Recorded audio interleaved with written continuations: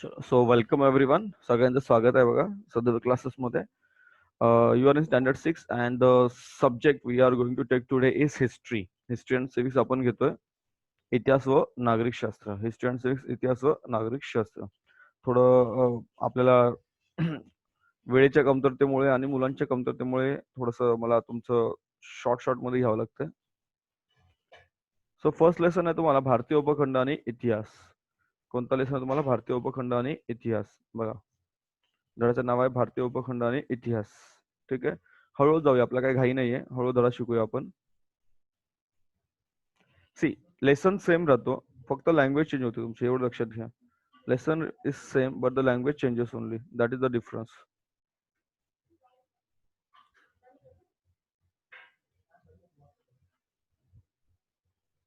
Lesson remains same, the only change is the language. काय change होतं Arnav? Language change होते, right. चलो, the first lesson is the Indian subcontinent and history. Indian subcontinent and history. So what are the topics we are going to see. आपण कोणत्या दराच्यामध्ये topic शिकणार आहे बघा, तुम्हाला सांगतो. फर्स्ट तुम्हाला शिकायचं आहे इतिहासाची घडण. इतिहासाची घडण शिकायचं आहे, त्याचबरोबर इतिहासाचे भौगोलिक वैशिष्ट्ये तुम्हाला शिकायची आहेत. दुसरं तुम्हाला शिकायचं आहे भौगोलिक, भारताची भौगोलिक वैशिष्ट्ये. भौगोलिक म्हणजे काय? तर कुठे डोंगर आहे, कुठे दऱ्या आहेत, कुठे नदी आहे, त्याचबरोबर कुठे पठार आहेत, कुठल्या नदीचा उगम कुठे होतो, मानवी वस्ती कुठे आहे, कुठे समुद्र किनारा आहे वगैरे. आणि शेवटी शिकायचं तुम्हाला 1.3 मध्ये शिकायचं आहे भारतीय उपखंड. काय शिकायचं तुम्हाला? भारतीय उपखंड. गेटिंग? अगेन रिपीट करतो, what are we going to learn. See, first geographical conditions and the courses of history. Geography condition, courses of history. Second, we are going to learn geographical features of India. And third, we are going to learn Indian subcontinent. Indian subcontinent. Okay, मी दोन्ही language मध्ये यासाठी घेतो की it is very, it will help you to understand the language. मध्ये काय होतं की तुम्हाला समजून पण जाईल आणि थोडंसं रिवाइज पण होईल सर्व तुमच्या मुलांचं. सो व्हॉट इज फर्स्ट बघा, if you see. Sir yes, बोला. सर बघा, तर तुम्ही जर आवाज बंद ठेवायचा तुमचा. इतिहासाची घडण आणि भौगोलिक वैशिष्ट्य. बघा, तुम्ही जर घरांचे वेगवेगळे आकार बघितले, घरांचे तुम्हाला वेगळी चित्र पाहायला मिळतात. हे घरांचे काय आहेत? वेगवेगळे प्रकार आहेत. आवाज बंद ठेवायचा आहे. कोणाचा आवाज चालू आहे? स्वराज, राज, मी पडायला नाही पाहिजे. ऋतुजा. ऋतुजा आवाज बंद ठेव. ऋतुजा.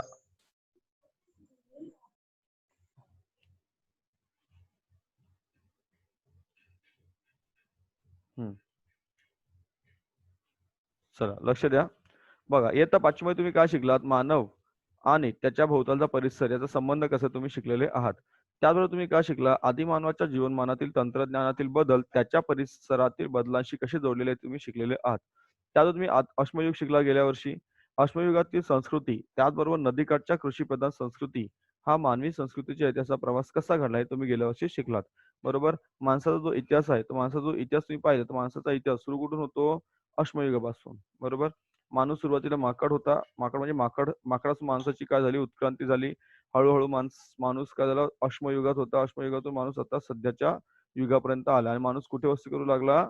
नदीकाठी वस्ती करू लागला. कुठे वस्ती करू लागला माणूस? नदीकाठी वस्ती करू लागला. ठीक आहे. म्हणजेच काय तर इतिहास, इतिहासाची व्याख्या काय? इतिहास म्हणजे बघा, इतिहासाची व्याख्या काय? इतिहास म्हणजे मानवी संस्कृतीच्या प्रवासात घडलेल्या सर्व प्रकारच्या भूतकालीन घटनांची सुसंगत मांडणी. ठीक आहे, इथपर्यंत इतिहासाची काय आहे? व्याख्या आहे. बरोबर. ही व्याख्या लिहून घ्या. स्थळ, काळ, व्यक्ती व समाज हे इतिहासाचे 4 प्रमुख स्तंभ आहेत. कोणते कोणते स्तंभ आहेत बघा? स्थळ, काळ, व्यक्ती आणि समाज. यासोबत या घटकांच्या शिवाय तुम्ही इतिहास लिहू शकत नाही. लिहू शकतो का आपण इतिहास? नाही. यापैकी स्थळ हा घटक भूगोलाशी संबंधित आहे. म्हणजे काय? भौगोलिक परिस्थिती कशी आहे, तर सर्वात महत्वाचा घट आहे स्थळ. कारण भौगोलिक परिस्थिती जशी असेल तसं त्या ठिकाणी माणूस राहतो आणि माणूस काय करतो? त्या ठिकाणी तो माणूस त्या परिस्थितीला जुळून घेतो. म्हणजेच काय तर इतिहास आणि भूगोल यांचे नाते कसे आहे? अतूट आहे. कसे आहे नाते? अतूट आहे. भौगोलिक परिस्थिती इतिहासावर काय करते? परिणाम करत असते. बरोबर. समजलं? परत रिपीट करतो बघा. So you can C different types of houses here. Okay, you can do different types of houses. So in the last year, in the fifth century, in the fifth standard, what you have learned that there is a close relationship between man and his environment. ये आपने पढ़ा है We saw how the changes in the lifestyle of the early man and his technology were related to the change in the surrounding. We also reviewed the history of human civilization from the Stone Age to agricultural civilization that flourished on the banks of river. पहले आदमी कहाँ पे रहते थे? Okay, there was the Stone Age. Okay, the Stone Age was that the age in which humans used stone a lot. Okay, there was the use of stone a lot. ज़्यादा use हो गया stone का. Then after that the agricultural civilization. उसके बाद क्या? The humans started agriculture. Okay, उन्होंने खेती शुरू कर दी and they flourished. The civilization flourished on the banks of the river. कुठे राहू लागले ते? कहाँ पे रहने लगे? River. कहाँ पे रहने लगे? They were started they were started residing at the banks of the river. ठीक है? So what is history? Definition है. History is a coherent account of the significant past events in the progress of human culture. This is the definition of history. ठीक है? This is the definition of history. Time, place, society, and individual. These are the four major pillars of the history. Okay, which four pillars are there? Time, then you have place, then you have society and individual. We cannot write history without them. In case Siva, we cannot write history. Of these four components, place is related to geography, right? Place is related to geography and geographical conditions. So in this sense, what can we say that in this sense we can what can we say that history and geography, Lakshadya, history and geography are inseparable. उनको separate कर सकते हैं क्या? नहीं. They are inseparable. History is influenced by geographical conditions in many ways, right? ठीक है. Therefore देखो अगर तुम्हारा जो पेपर होता है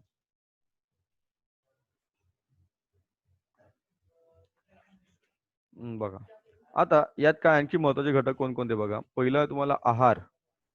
बघा आहार, वेशभूषा, घर बांधणी, व्यवसाय इत्यादी गोष्टी बऱ्याच अंशी आपण राहतो त्या परिसराच्या भौगोलिक वैशिष्ट्यावर अवलंबून असतात.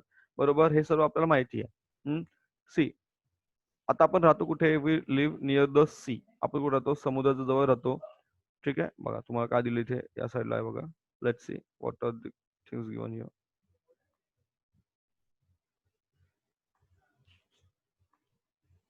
सी इथपर्यंत बघा.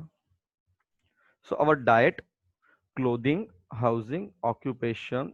In fact, all human life in any region depends to a large extent on its geographical characteristic. Okay, ठीक आहे. बघा ना, आपण राहतो कुठे? We live. Where do we live? We live. चलो. त्याचबरोबर काय दिलं तुम्हाला पुढे? बघा अजून काय आहे तुम्हाला इकडे बघा. उदाहरणार्थ काय तर डोंगराळ भागात जी लोक राहतात, डोंगराळ प्रदेशात राहणारे जे लोक आहेत, त्यांचे जीवन मैदानी प्रदेशात राहणाऱ्या लोकांपेक्षा कसे असते? कष्टाचे असते. बरोबर, डोंगराळ प्रदेशात जी लोक राहतात त्यांचं जीवन कष्टाचं असतं. डोंगराळ प्रदेशात सुपीक जमीन असते का? नाही. उपलब्धता अगदी कमी असते. तर मैदानी प्रदेशामध्ये सुपीक जमीन जास्त असते. त्यामुळे डोंगराळ प्रदेशात जी लोक राहतात त्यांना तृणधान्य घेता येत नाहीत जास्त. तृणधान्य भाज्या घेता येत नाही. तृणधान्य म्हणजे काय? तृणधान्य बघा हा शब्द काय आहे? तृणधान्य. याचा अर्थ काय होतो? ज्वारी, बाजरी, गहू, तांदूळ. लक्षात घ्या. तृणधान्य म्हणजे काय? ज्वारी, बाजरी, गहू, तांदूळ. ही जास्त पिकं घेता येत नाही. तर तुलनेमध्ये जे मैदानी प्रदेशात लोक राहतात त्यांना अनेक गोष्टी पुरेशा मिळतात. त्याचा परिणाम त्यांच्या खाण्यापिण्यावर झालेला दिसतो. डोंगराळ प्रदेशात लोक राहतात त्यांना अन्नासाठी कशावर अवलंबून राहावं लागते? शिकारीवर आणि जंगलातून गोळा केलेल्या पदार्थांवर. अशा प्रकारे डोंगराळ प्रदेशात राहणाऱ्या आणि मैदानी प्रदेशात राहणाऱ्या लोकांच्या जीवन पद्धतीमध्ये काय मिळतं तुम्हाला? फरक पाहायला मिळतो. आजही तुम्हाला त्या ठिकाणी फरक पाहायला मिळतो. बरोबर, रिपीट करतो बघा. See, for example you see for example here for example you see the life of people in hilly region. hilly म्हणजे डोंगर is more strenuous म्हणजे काय? कठीण एकदम than the life of the people on the plains. ठीक आहे. Not only the fertile land is available in hilly region, while in plain it is available in on a large scale. That is why grains and vegetables are are scarce in hilly areas. In comparison क्या होता है? The people who live on the plains, they get sufficient measures of natural substances. So naturally, this has impact on their diet. In hilly region, people depend more on the hunting and gathering of food. ठीक है, hunting करता थे, gathering of food, We also find other such differences in the lifestyle of people of hilly regions and those of the plain. Getting there is a difference. There is a lot of difference. तर तुझा आवाज बंद ठेवायचा आहे. आपण राहतो त्या प्रदेशातील हवामान, पर्जन्यमान, शेतीतून मिळणारे पीक, वनस्पती आणि प्राणी इत्यादी गोष्टी आपल्या जगण्याची साधने असतात. त्यांच्या आधारानेच त्या त्या प्रदेशातील जीवन पद्धती आणि संस्कृती विकसित होत असते. जगण्याच्या साधनांची मुबलकता जिथे असेल, लक्षात घ्या, हा हा प्रश्न आहे तुम्हाला बरं का. बघा इथे हा प्रश्न आहे तुम्हाला. इथून बघा उत्तर. जगण्याच्या साधनांची मुबलकता जिथे असेल तिथे मानवी समाज दीर्घकाळ वस्ती करतो. हा प्रश्न आहे पुढे. कालांतराने या वस्त्यांच्या ग्रामवसाहती आणि नगर बनतं. हळूहळू गाव असतं, गावात छोटी वसाहत असते, त्याचं गाव बनतं, गावाचं छोटं नगर बनतं, नगराचं मोठं शहर बनतो. यात होतं काय की पर्यावरणाचा ऱ्हास, दुष्काळ, आक्रमणे किंवा इतर कारणांमुळे जगण्याच्या साधनांची कमतरता भासू लागली की लोक कुठे जातात? गाव सोडून बाहेर पडतात. आणि गाव सोडून कुठे जातात लोक? शहराकडे जातात. अशामुळे काय होतं? ग्रामवसाहती, नगरे उजाड होतात. अशा अनेक घडामोडी इतिहासात घडलेल्या दिसतात. यावरून आपल्याला काय कळतं, की इतिहास आणि भूगोल यांचे नाते कसे असते? अतूट असते. हे आपल्याला या ठिकाणी स्पष्ट होतंय. गेटिंग? समजतंय? परत रिपीट करतो बघा. See next page. The climate, rainfall, agricultural produce, flora and fauna. Flora and fauna. ठीक आहे. Flora and fauna. बघा हे दोन न्यू वर्ड्स आहेत. So what is flora? Flora means vegetation. जेवढं व्हेजिटेशन आहे ना सगळे, all the plants and that. And what is fauna? Fauna means all animals. लक्षात द्या. Fauna means animals. Yes Raj, tell me क्या हुआ बेटा? नथिंग. चलो. So the climate, rainfall, agriculture, flora and fauna of the region where we live are the sources of our livelihood. The lifestyle and culture of a region develops with their support. So human settlements have flourished. ये question है आपको, इसका answer देख यहाँ पे बता रहा हूँ मैं. Human settlements have flourished wherever the means of living are plentiful. ये क्वेश्चन है आपको, इसका आंसर यहाँ पे है. Over a period of time, these settlements develop further into villages and towns. तो छोटे छोटे सेटलमेंट्स का क्या बनता है? विलेज बनता है. बरोबर. ठीक आहे. छोटे छोटे सेटलमेंट असतं बघा. छोटं सेटलमेंट असतं, छोटी वसाहत असते इथे बघा. छोटी वसाहत असते, सेटलमेंट. छोटी वसाहत असते बघा. ठीक आहे. स्मॉल सेटलमेंट होता, वसं होते, त्याचं काय म्हणतो नंतर? गाव बनतं. काय म्हणतं? गाव.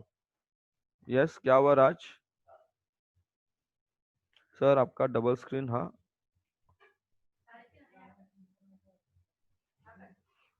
क्या हुआ सर अभी? तुमचं नाव 2 वेळा दिसतंय. स्क्रीनवर 2 वेळेस आता दिसतंय? सर मेरा भी ऐसे ही दिख. एक सेकंड हा. मी आता आता 1 मिनिट थांबा. आता काय झालं? आता क्लिअर दिसतंय का बघा सगळ्यांना? सर 2 दिख रहा है. दिख रहा है ना अभी? सर तुमचं नाव आहे ना ते 2 वेळा दिसतंय. प्रदीप मोरे. हो, असू दे. काही प्रॉब्लेम नाहीये. त्याचं काही तुम्हाला टेन्शन घेऊ नका. चला, लक्ष द्या. बघा काय होतं? सेटलमेंट्स. ओके. वसाहतीचं गाव होतं. ओके. विलेज फॉर्म होतो आणि त्या विलेजच्या नंतर काय बनतं? स्मॉल टाउन बनतं. टाउन किंवा नगर बनतं. ठीक आहे. टाउन किंवा नगर बनतं आणि देन इट फॉर्म्स सिटी. मग काय म्हणतात? सिटी किंवा शहर बनतं. So in this way it is develop. But what happens? But sometimes reasons like the degradation of the environment, drought, invasion, etc. lead to the scarcity of human of those things. People are forced to leave their settlements. लोग क्या करते हैं? अपने घर से बाहर निकलते, गांव से गांव छोड़कर निकल जाते हैं. Where और कहाँ पे जाते हैं? वो सिटी में जाते हैं. So therefore villages and towns become deserted. Deserted का मतलब क्या होता है? रिकाम होऊन जातात बघा. Deserted means रिकाम होऊन जातात ते. So we see many such instances in the history. Thus, we see that there is a very close relation between history and the geography. ठीक है. हिस्ट्री एंड ज्योग्राफी का क्या है हमारे pass? There is a close relationship between history and geography. Right? So 1.1 बोल अर्णव, काय झालं बाळा? अर्णव बोल. ओके चला. सो 1.1 जो पार्ट आहे आपला हा झालेला इथपर्यंत. तुम्हाला 1.2 शिकायचं आहे. भारताची भौगोलिक वैशिष्ट्ये. भारताची भौगोलिक वैशिष्ट्ये तुम्हाला शिकायची आहे. मी थोडक्यात तुम्हाला जर ग्राफ आहे का इथे बघू दे मला 1 मिनिट. हां. मी थोडक्यात तुम्हाला ग्राफ नाही सॉरी मॅप दाखवतो. आणि उरलेला चॅप्टर आपण उद्या कंटिन्यू करूया. 1 सेकंड हां. एक मॅपमध्ये तुम्हाला शॉर्टमध्ये सांगतो की काय काय आपली भौगोलिक वैशिष्ट्ये आपल्याकडे आहेत भारताच्या भूगोलाची.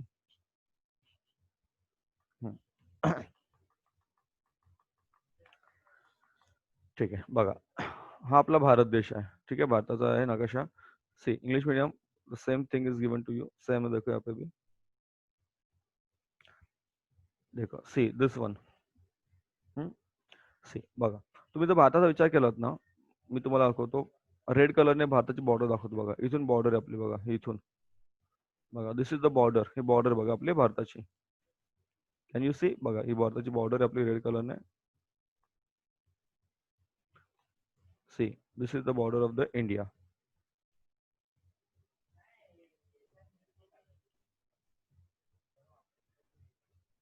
नीट लक्ष द्या स्क्रीनवर.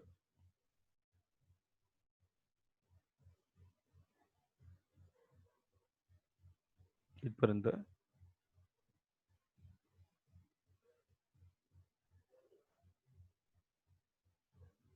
ठीक आहे, हा इथून भारत आहे आपला, आणि हे मग इथून मग आपलं परत मग इथे हे सगळं आपलंच आहे. इथून जर तुम्ही खाली जाल, बिकॉज इथं काय वॉटर आहे, म्हणजे इथे अरेबियन सी आहे, इथं अरेबियन सी अरबी समुद्र आहे. हिअर इज वेस्ट बे ऑफ बेंगॉल आहे, बे ऑफ बेंगॉल. अँड मग खाली आपलं काय आहे, तुमचं हिंदी महासागर आहे बघा. हे बघा सी, ठीक आहे. So this is our India. So if we consider, थोडं तुम्हाला आधी नॉर्थला जाऊया आपण, नॉर्थ पार्टला, इंडियाच्या नॉर्थ पार्टला जाऊया. C this is the north part of India. If you see the north part of India, बघा, यू कॅन सी, इकडे बघा, यू कॅन सी किती लाईन्स आहेत वगैरे, 1 2 3 4, या 4 लाईन्स आहे. 4 लाईन्स म्हणजे काय, ते काय तुमचे इथं पर्वत आहेत बघा, तुम्हाला दिले काय आहेत ते पर्वत आहेत. त्याच्यामध्ये सगळ्यात जो रेषाचे महत्वाचा आहे तो तुमचा हिमालय पर्वत बघा, हिमालय पर्वत दिसतोय, हिमालय पर्वत तुम्हाला माहिती आहे ना, हिमालय पर्वत. हा हिमालय पर्वत आपला जर आपण विचार केला, या ठिकाणी जम्मू काश्मीर आहे, जम्मू काश्मीर लडाख वगैरे हा लडाखचा भाग आहे. इथून हा पसरलेला आहे, कुठपर्यंत पसरलेला आहे, अरुणाचल प्रदेश पर्यंत असा बघा, या ठिकाणी पसरलेला आहे अशा प्रकारे. मध्ये तो नेपाळ मधून जातो, नेपाळ वेगळा देश आहे. भूटान मधून जातो, भूटान सुद्धा काय आहे, वेगळा देश आहे. बरोबर, भूटान जातो तर वेगळा काय आहे, देश आहे. See again repeating this one. See this is the Himalayan mountain, काय आहे, हिमालयन माउंटन आहे. ठीक आहे, जब ग्रे कलरच्या रेषा आहेत ना, त्या सर्व हिमालय काय, दे आर हिमालयन माउंटन्स. ठीक आहे, हे हा नॉर्थ पार्ट झाला, म्हणजे आपल्या नॉर्थला काय आहे, डोंगर आहेत, मोठे मोठे डोंगर आहेत, आणि खूप मोठे डोंगर हे ठिकाण आहेत. Okay, they are very much, आप अगर यहाँ पे जाओगे आपको दिखेंगे. Then the second part is, देखो, ये जो हमारा यहाँ पार्ट आहे ना, ही हा जो भाग, दिस इज द प्लेन पार्ट आहे, पूर्ण प्लेन आहे बघा, एकदम म्हणजे सपाट जमीन आहे. याला म्हणतात उत्तर भारतातील मैदानी प्रदेश, they are known as plains of northern India. Okay, त्यानंतर बघा तुम्हाला इथे तुम्हाला दिसतं वाळवंट, दिसतं तुम्हाला थरचे वाळवंट माहिती तुम्हाला, डेझर्ट है हमारे यहाँ पे. बघा डेझर्ट, थार डेझर्ट दिसतं तुम्हाला, थार डेझर्ट, थरचे वाळवंट आहे. Getting now. लेट्स गो थोडं अजून खाली या, दक्षिणेकडे, मध्य भाग दक्षिणेकडे या. You can see there is a plateau, the plateau is known as Deccan plateau, दिसतं तुम्हाला डेक्कन प्लॅटू बघा, दख्खनचे पठार दिसतं तुम्हाला, दख्खनचे पठार दिसतं तुम्हाला, दख्खनचे पठार दिसतंय सगळ्या ना, बघा अशा प्रकारे दख्खनचे पठार आहे ना. जर तुम्ही विचार केला दख्खनचे पठार, यू कॅन सी दख्खनचे पठार या ठिकाणी आहे. आपला मुंबई वगैरे या बाजूला इथे मुंबई आहे. या ठिकाणी सह्याद्री पर्वत आहे, मोठा पश्चिम घाट आहे. या ठिकाणी असा पूर्व घाट आहे. आणि इथे पश्चिम किनारपट्टी आहे, इथे पूर्व किनारपट्टी आहे भारताच्या. भारताच्या पश्चिमेला अरबी समुद्र आहे, भारताच्या पूर्वेला बंगालचा उपसागर आहे. या ठिकाणी जी बेटे आहेत त्याला आपण म्हणतो लक्षद्वीप बेटे म्हटलेलं आहे. या ठिकाणच्या बेटांना आपण म्हटलं अंदमान निकोबार बेटे. आणि या ठिकाणी एक देश आहे, त्याचं नाव आहे श्रीलंका. बरोबर, देश आहे त्याचं नाव आहे श्रीलंका. हे थोडंसं शॉर्ट मध्ये तुम्हाला ओव्हरव्ह्यू दाखवला मी. सी दिसतो श्रीलंका, आणि खाली कोणता महासागर आहे, हिंदी महासागर आहे. कोणता महासागर आहे, हिंदी महासागर. See this one, you can see the Deccan Plateau. Okay, you can see the Deccan Plateau here. Then see the Deccan Plateau, you can see here. हा बघा Deccan Plateau आहे. Then Sahyadri Mountain, Western Ghat इकडे. Here is a Eastern Ghat. Then here is a Eastern Coast. या ठिकाणी Western Coast, Arabian Sea to the left, to the west of the India, west of India, and here is Bay of Bengal to east of India. आणि Indian ocean आहे इकडे बघा, कुठे south मध्ये, Indian ocean is south of India. And there is a country known as Sri Lanka. Sri Lanka country, it is also the south. These are the Lakshadweep Islands in the Arabian Sea. and Andaman Nicobar Islands on the Bay of Bengal. Getting? So this is the geographical features are there. If you see, there are countries, there are some countries they are around India. अगर हम country देखेंगे बघा भारताच्या जर देश पाहिले आपण कोण कोण देश आहे बघा दाखवतो तुम्हाला. See, if the countries, if you see which are the countries outside the India or sorry beside along with India बघा पाकिस्तान आहे या साईडला. Then there is Afghanistan. Afghanistan फार छोटा पार्ट आहे बघा एवढाच पार्ट आहे अफगाणिस्तानचा. Then you have China. कोणाचं काय झालं बोला? सर आवाज येत नाही. ऋतुजा कसा आवाज येत नाही माझा? कॅन यू हिअर नाव? बघा आता. येतोय गुड. This is China. बघा इथून इथून इथून जर इथपर्यंत आला ना तुम्ही इथपर्यंत चायना आहे. देन या ठिकाणी नेपाळ आहे बघा इथे Nepal. Then you have Bhutan other country. Myanmar is also country and there is a one more country known as Bangladesh. एवढे सगळे देश आपल्याकडे आहेत आपल्या बाजूला आहेत. See, okay, which are the countries? You can see Pakistan here. Then there is Afghanistan. Afghanistan ची छोटीशी border. Okay, there is only small border here of with Afghanistan. Then we have China border. Then Nepal border. We have border with the Bhutan. Then we have border with Myanmar, and along with the Bangladesh. Okay, so yes, these are the countries which are there side to the India. They have a common border with the India. Getting guys? So the next chapter, the remaining chapter, and I will take tomorrow.